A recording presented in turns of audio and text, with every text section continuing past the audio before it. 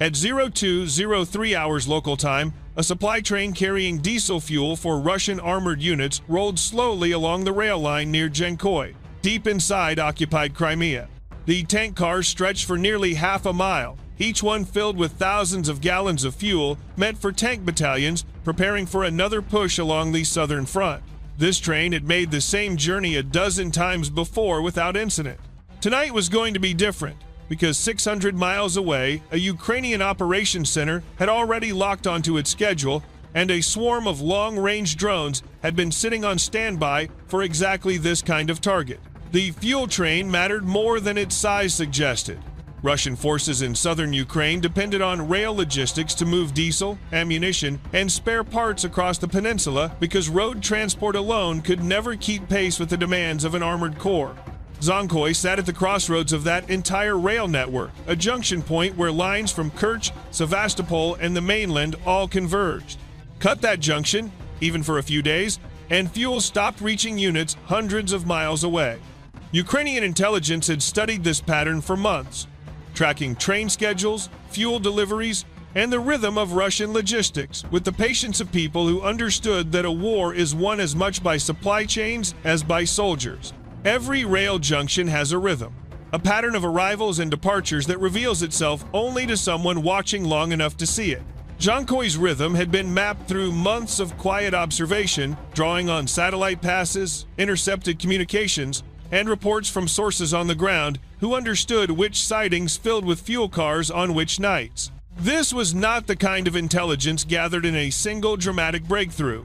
It was built the slow way, shift after shift, until a picture emerged clear enough to bet an entire strike package on a single overnight window.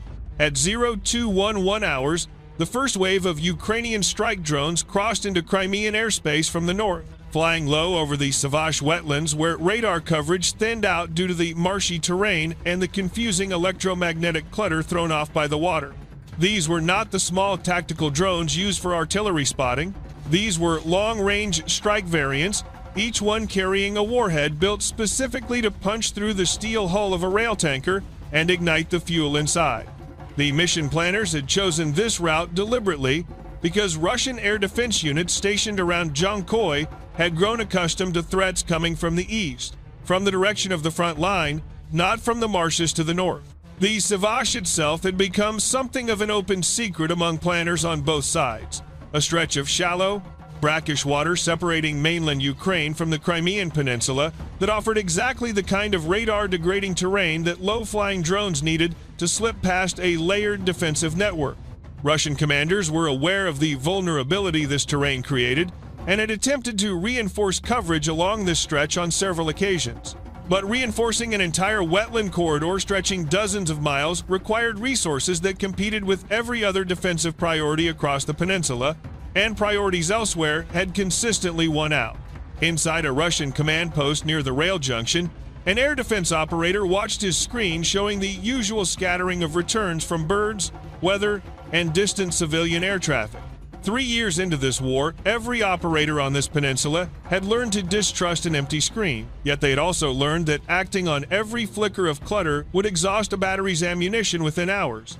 So they waited, the way they always waited, hoping that whatever was coming would show itself clearly enough to justify a shot.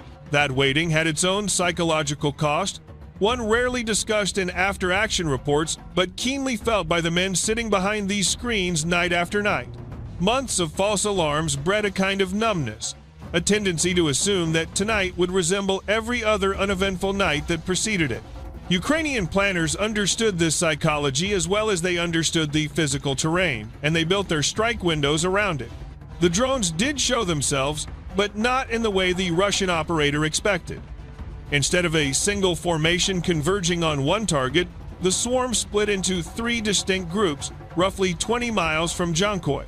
One group continued directly toward the rail yard where the fuel train sat, waiting on a sighting for a signal change. A second group turned toward a nearby fuel depot that served as a refueling point for military vehicles moving through the junction. A third group peeled off toward an air defense radar site positioned to protect the entire complex. 3 targets, 3 separate threats, and Russian defenders now had to decide which one deserved priority, all while the clock ran down toward impact. The radar site was the first casualty. A pair of drones flying at treetop height slipped past the outer perimeter before the Panzer crew stationed there even completed its target lock sequence. The explosion tore through the radar dish itself, not the vehicle beneath it, which meant the entire site went blind in an instant. Without that radar feeding data into the wider air defense network around Zankoy, the remaining batteries lost their best early warning picture of the incoming swarm. It was like severing an eye before the rest of the body even understood a punch was coming. The loss of that single radar dish rippled outward through the entire local defensive network in ways that were not immediately obvious to anyone watching the attack unfold in real time. Other batteries positioned around the junction had been configured to receive cued information from this particular radar, using its wider search capability to narrow their own more limited fields of view onto likely threat vectors.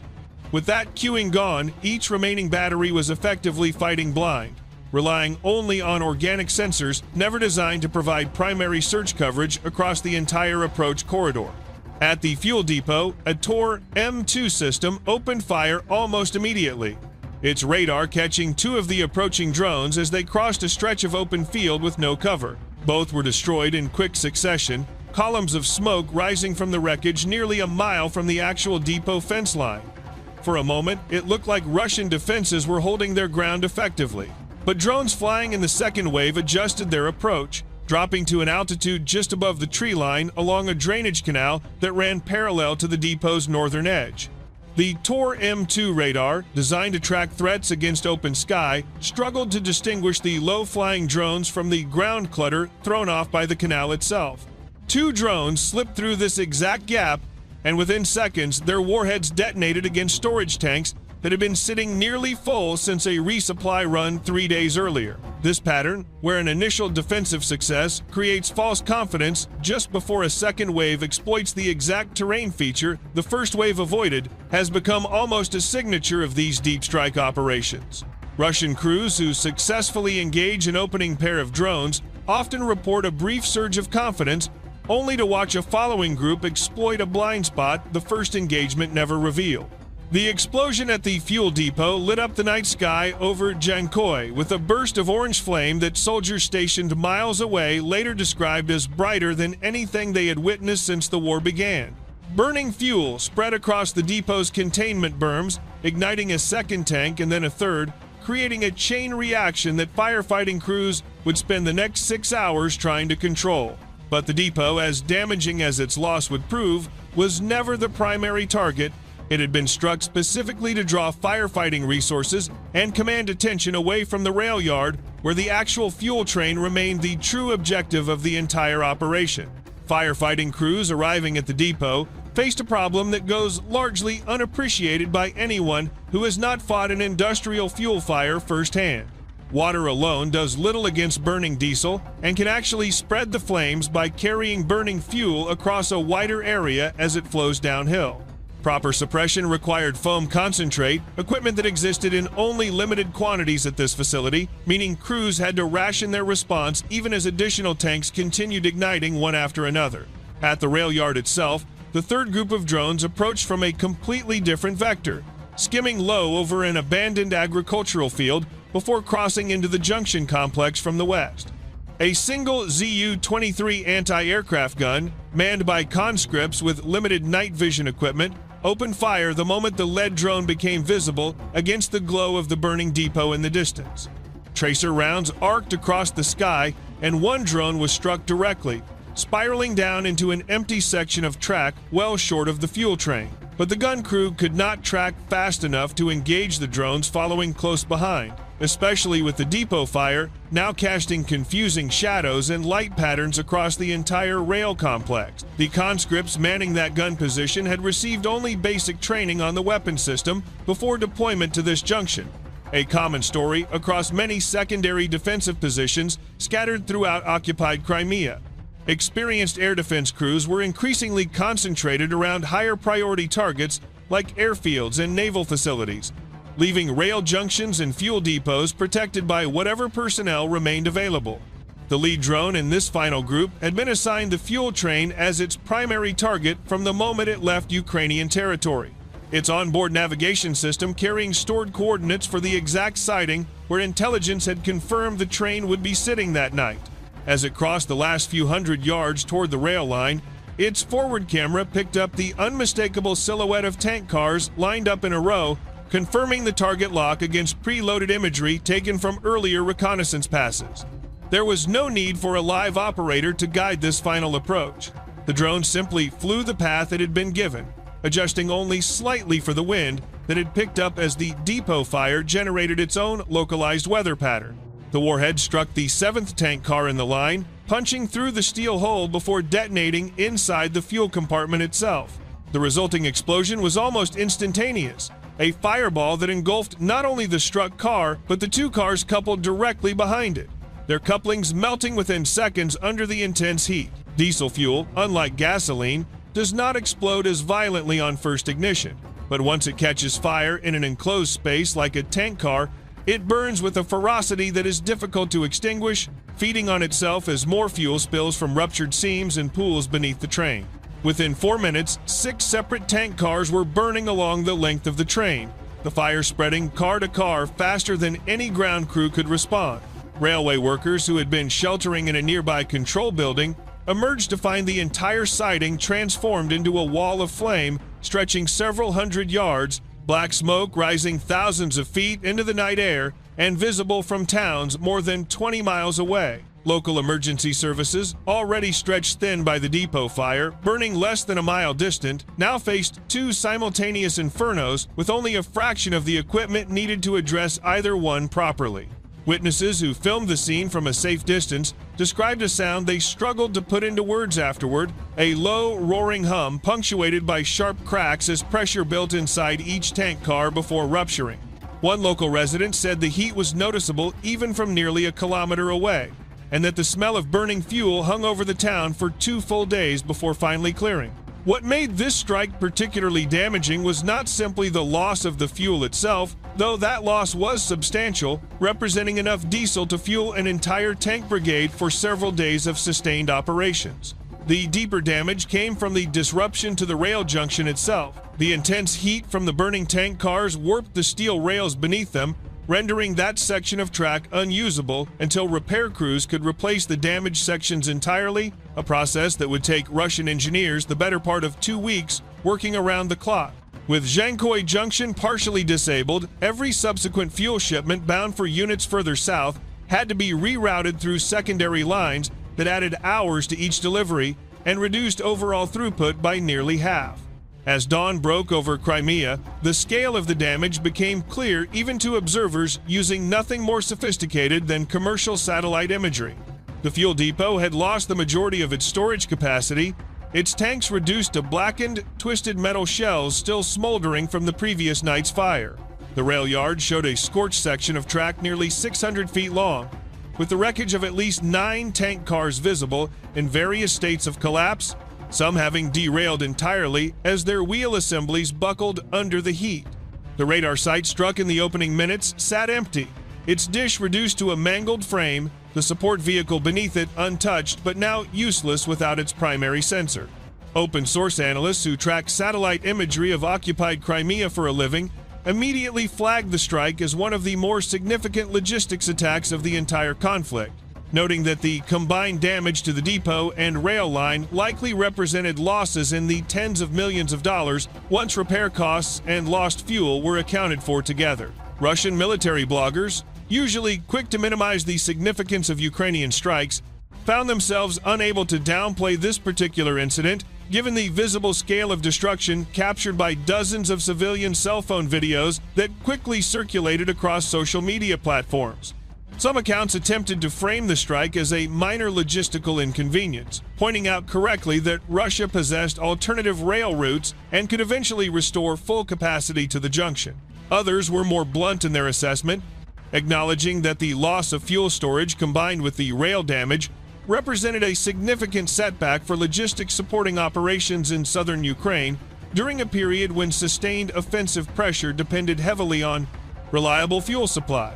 For Ukrainian military planners, the strike represented validation of a strategy that had been developing steadily over the preceding months, one that recognized the limitations of attempting to destroy Russian forces directly on the battlefield when those forces enjoyed advantages in artillery volume and manpower reserves. Instead, striking the logistics network that sustained those forces offered a way to degrade Russian combat capability without engaging in the kind of attritional warfare that had characterized much of the conflict's ground fighting. A tank without fuel is simply an expensive piece of stationary metal, regardless of how well armored or heavily armed it might be.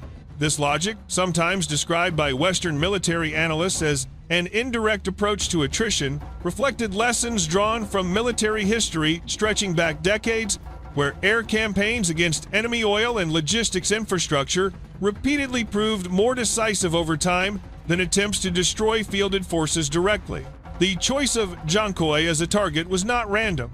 Ukrainian intelligence services had spent considerable effort mapping the entire rail network supporting Russian operations in occupied territory, identifying choke points where damage would produce disproportionate effects relative to the resources required to inflict that damage. Jankoy, as the primary junction connecting Crimea to the southern Ukrainian mainland, represented exactly this kind of high-value node. Strikes against individual military units in the field might destroy a handful of vehicles at significant risk to the attacking drones. A strike against this junction threatened to disrupt supply to every unit relying on that rail line, a return on investment that made the mission worthwhile despite the loss of several drones during the attack itself. In the days following the strike, Russian engineering units worked to restore the damaged section of track, bringing in replacement rail sections and heavy equipment to clear the wreckage of the destroyed tank cars. This repair work occurred under the constant threat of follow-up strikes, forcing Russian commanders to allocate additional air defense resources to protect the repair crews themselves, resources that could otherwise have been deployed elsewhere along the front. Ukrainian reconnaissance drones continued monitoring the site throughout the repair process, gathering intelligence that would inform future strikes against similar targets elsewhere in occupied territory. This ongoing surveillance created a peculiar standoff around the repair site, one where Russian engineers worked under the near-constant awareness that they were being watched from above. The psychological toll of working under this kind of surveillance, knowing that any moment could bring another strike, was difficult to quantify, but real nonetheless, according to accounts that later emerged from soldiers who served in logistics roles during this period. The fuel depot presented a more complicated recovery challenge than the rail line itself. Storage tanks of the size destroyed in the attack could not simply be repaired. They required complete replacement, a process involving specialized equipment and expertise that was not readily available within the occupied territory itself.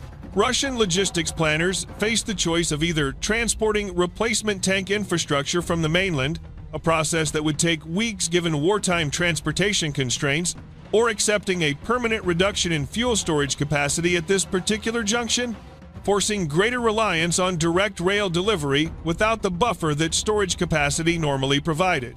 Military analysts studying the strike noted several tactical elements that reflected broader evolution in how Ukraine conducted these deep strike operations against targets in occupied territory. The decision to split the attacking force into 3 separate groups, each approaching from a different vector and targeting a different but related objective, forced Russian air defenses to divide their attention and resources at a critical moment when concentration of effort might have prevented at least some of the damage. This tactic, sometimes described as a saturation approach, had become increasingly common in Ukrainian strike planning precisely because it exploited the finite capacity of any air defense network to track and engage multiple simultaneous threats. The use of a diversionary target, in this case the fuel depot itself, to draw attention and resources away from the primary objective represented another element of increasingly sophisticated Ukrainian planning. Russian air defense crews and emergency responders alike found themselves pulled toward the more visually dramatic depot fire, a natural human response to the brightest and most immediately threatening fire, while the rail yard strike proceeded with comparatively less resistance. Whether this diversionary effect was fully intentional or simply a byproduct of striking multiple valuable targets simultaneously, the practical result was the same: reduced effective resistance at the primary target location. For the soldiers and railway workers who witnessed the attack firsthand, the experience carried a different kind of significance than the tactical and strategic analysis being conducted hundreds of miles away by military planners on both sides. Railway workers who had spent years operating this junction under Russian occupation now faced the reality that their workplace had become a legitimate military target, subject to strikes that could occur with little warning during any overnight shift. Some workers reportedly requested transfers to other rail junctions considered less likely to face future attacks, a request that Russian rail authorities struggled to accommodate given the shortage of experienced personnel willing to work in occupied Crimea under current conditions. Several of these workers, speaking anonymously to journalists who covered the aftermath, described a shift in atmosphere across the entire rail workforce in Crimea following the strike. Where once the junction had felt like a relatively safe rear area assignment, it now felt like an active target zone in its own right. The strike also carried implications beyond the immediate military damage, feeding into a broader pattern of psychological pressure that Ukrainian strikes had been applying against military and civilian personnel operating in occupied territory throughout the preceding year. Each successful strike against a target previously considered secure, whether a naval base, an airfield, or now a critical rail junction, chipped away at the sense of safety that had allowed Russian forces to operate relatively freely within Crimea during the earlier phases of the conflict. This erosion of perceived security carried its own strategic value independent of the direct military damage inflicted, forcing Russian commanders to allocate ever greater resources toward defensive measures across an expanding list of potential target locations. This expanding list created a resource allocation problem with no easy solution. Every additional site deemed worthy of enhanced protection meant pulling air defense systems, radar coverage, or trained personnel away from somewhere else. And Crimea alone contained dozens of potential targets, ranging from airfields to naval facilities to fuel depots to rail junctions like this one. Within the Ukrainian military command structure, the successful strike against Zhenkoy Junction was quickly incorporated into planning for future operations, with lessons learned from both the successes and the losses experienced during this particular mission, informing adjustments to tactics for subsequent strikes. The two drones lost to Russian air defense fire during the attack, while representing an acceptable loss rate given the scale of damage inflicted, still prompted analysis of exactly which defensive systems had proven effective and which had failed to respond adequately, information that would shape the routing and timing of future missions against similar targets. Ukrainian planners reportedly maintained detailed records tracking which specific Russian air defense systems had engaged drones during each strike, building a database of sorts that informed route planning for subsequent missions.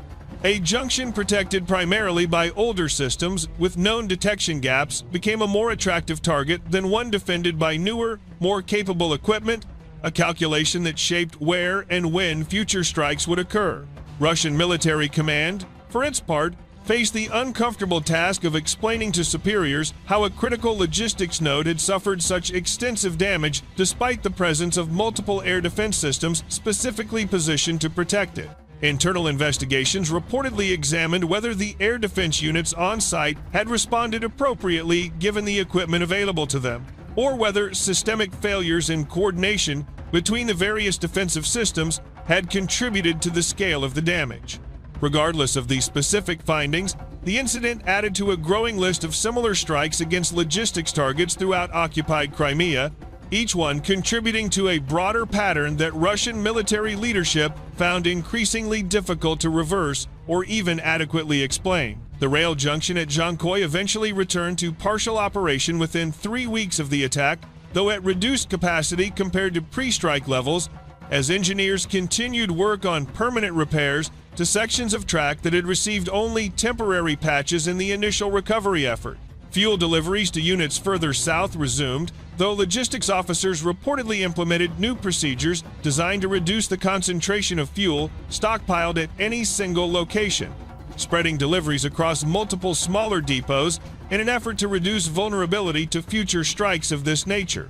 This dispersal strategy, while reducing the potential damage from any single attack, also introduced additional complexity and inefficiency into an already strained logistics system, a trade-off that reflected the broader dilemma facing Russian military planners as they attempted to balance operational efficiency against vulnerability to continued Ukrainian strikes. That dilemma has no clean resolution, and it likely never will as long as the war continues in its current form. Concentrating fuel and supplies in large depots offers efficiency but invites exactly the kind of catastrophic single strike that destroyed the Dzhankoy depot. Dispersing those same supplies across smaller sites reduces the damage any one strike can inflict, but multiplies the number of targets that must somehow be protected, guarded, and resupplied, spreading already limited defensive resources thinner across an ever-growing map of vulnerable points. For Ukraine, the successful attack against Dzhankoy added another data point to a strategy that had proven increasingly effective over the course of the war: that a numerically and materially inferior force could still impose significant costs on a larger opponent by targeting the logistics infrastructure that sustained that opponent's combat operations, rather than attempting to match that opponent tank for tank or soldier for soldier on the battlefield itself. The fuel train that burned that night near Dzhankoy represented far more than the simple loss of diesel fuel and rail infrastructure. It represented a demonstration that even deep within territory Russia had occupied for nearly a decade, no target could be considered entirely secure, and that the war being fought in the skies above Crimea had become just as consequential as the fighting occurring along the front lines hundreds of miles to the north. As smoke continued rising from the wreckage in the days that followed, both sides understood that this strike would not be the last of its kind, and that the contest over Crimea's logistics network had entered a new and more dangerous phase for everyone stationed there. Every rail junction, every fuel depot, every supply line stretching across the peninsula now carried the same quiet understanding that Dzhankoy's defenders had learned the hard way: that distance from the front line no longer guaranteed safety, and that the next fire on the horizon could just as easily be theirs.